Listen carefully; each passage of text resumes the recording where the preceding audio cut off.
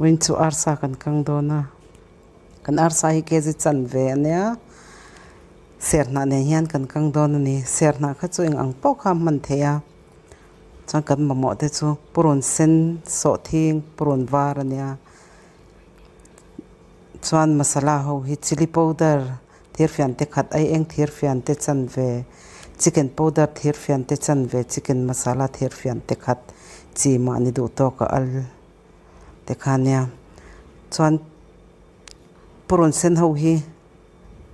kan her dip phot don ani kan lo chananga ti hianin kan heranga chuan hi Sawhthing te kha kan her zo to a Arsa hian kan pol don ani ti hian kan polanga chuan masala ho hi kan tel le anga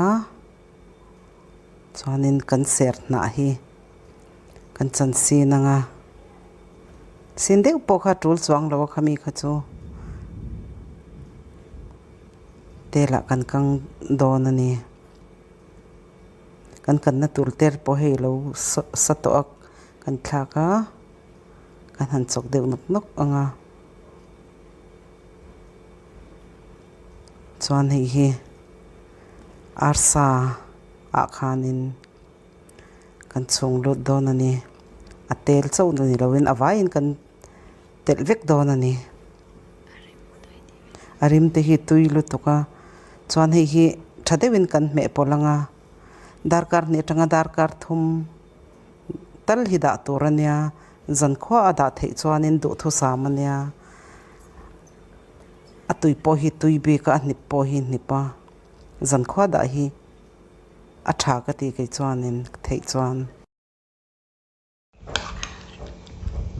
kan arsa chia po kha hei kan siam to don ani darkar ni atanga darkar thum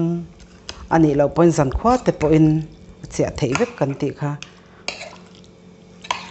achuma ni rem chan da na zer khane to me hei kan kang don ani sain Purunsen hi kan chan le phot anga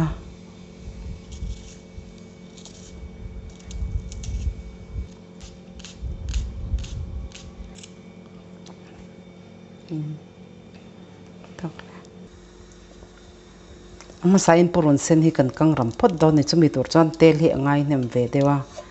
chuang kan le ve deuh tlor ani kha kan Purunsen thak na tur tel po hei alo hui to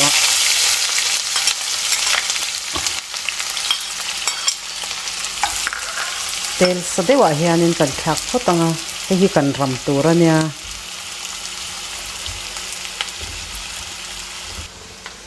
nei hi alai hol medium ma kan da anga Purunsen hi kan ur chek don ni aram khleng kan kang don ani ti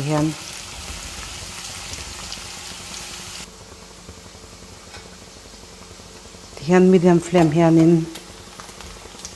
kan chuang chera kan ro rap tur ani wang khai kan ro tur ani wang khanin hun hi chu adu ve thin khapa Purunsen kan hi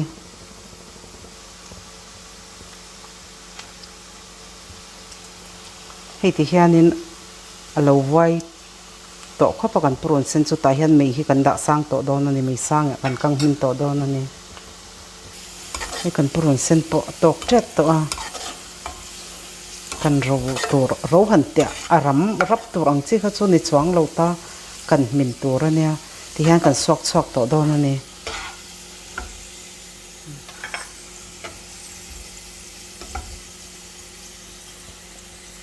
Purunsen kan na bok khanin Arsa kan kang dona lo tam dewa hei hi kala chok thenanga Arsa khatel ne na kan me to wang khanin ta hi chuan angai tam lu tuk don lo thir fian lian ni ang borvel kan tel chaw ni tel hi chuanin kan Arsa chia kha kan thak to don ni ta hianin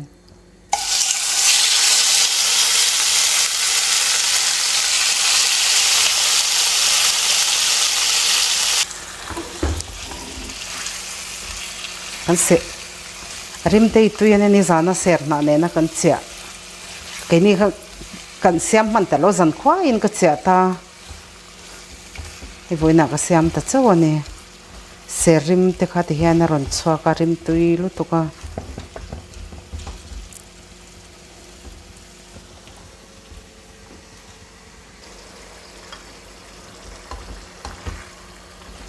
arsa po he ti hianin sau ve bar para rim te hi mui ania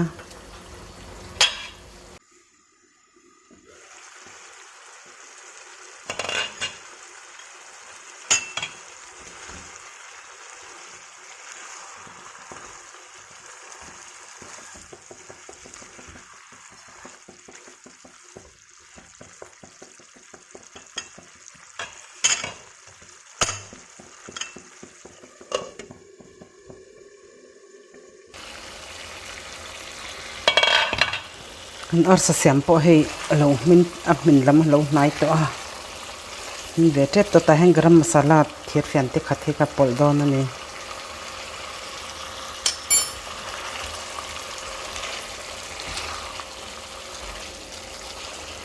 he tiang a hring vel te hi ser na kha ania atirim tu ye me mani he hianin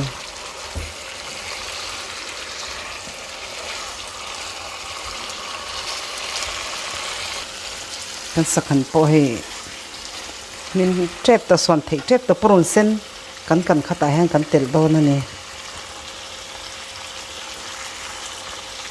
kan Purunsen hi a uk le ka achan chu Purunsen sem deuh ang chi kha kan man wang ania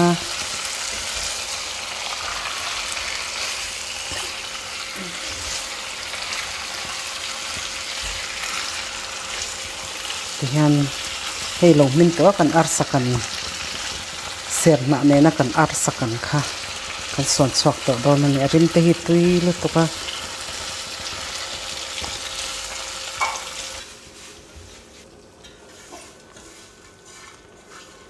ni kan arsa kan chu nia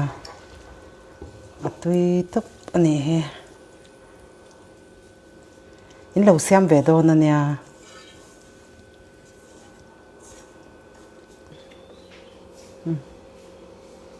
hi kan arsa kan chu nia in lo siam ve don ania ke chana min lo thlir sa ka wangin ka lo me